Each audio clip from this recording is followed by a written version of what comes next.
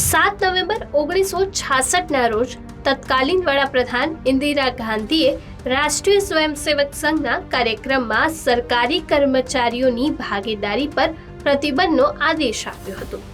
આ આદેશ દિલ્હીમાં ગાય સંરક્ષણ આંદોલન દરમિયાન થયેલી હિંસા બાદ આપવામાં આવ્યો હતો, જેમાં ઘણા સંતો અને ગાય ભક્તોના મોત થયા હતા. હવે સરકારી કર્મચારીઓ પણ રાષ્ટ્રીય સ્વયંસેવક સંઘના કાર્યક્રમમાં ભાગ લઈ શકશે.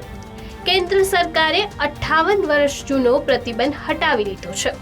આદેશમાં કહેવામાં આવ્યું છે કે ઉપરોક્ત સૂચનાની સમીક્ષા કરવામાં આવી છે અને નિર્ણય લેવામાં આવ્યો છે કે 30 નવેમ્બર 1966, 25 જુલાઈ 1970 અને 28 ઓક્ટોબર 1980ના સંબંધિત કાર્યાલયના મેમોરેન્ડમમાંથી રાષ્ટ્રીય સ્વયંસેવક સંઘનો ઉલ્લેખ દૂર કરવામાં આવે.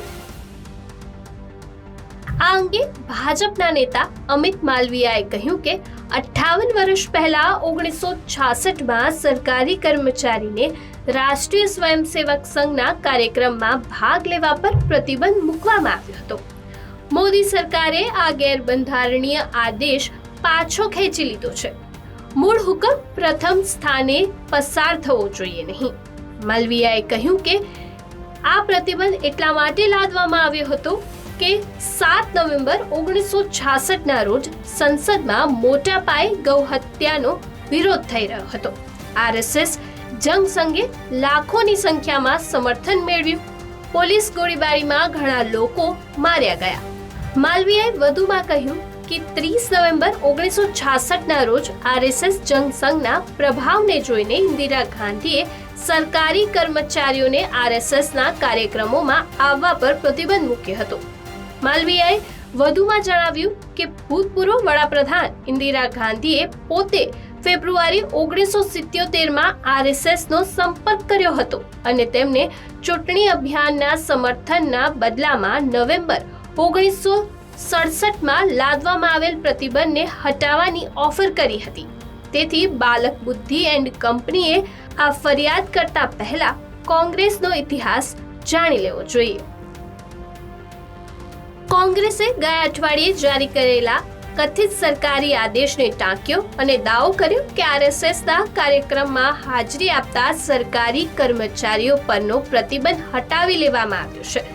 કોંગ્રેસના મહાસચિવ જયરામ રમેશે કર્મચારી જાહેર ફરિયાદ અને પેન્શન મંત્રાલય દ્વારા જારી કરાયેલ 9 જુલાઈની નોંધ શેર કરી હતી.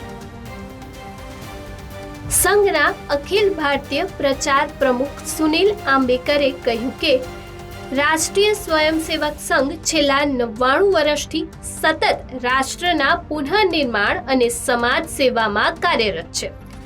રાષ્ટ્રીય સુરક્ષા, એકતા અને અખંડિતતામાં યોગદાન અને કુદરતી આફતોના સમયે સમાજને સાથે લઈ જવાને કારણે દેશના વિવિધ પ્રકારના નેતૃત્વ સમયાંતરે સંઘની ભૂમિકાની પ્રશંસા કરે છે.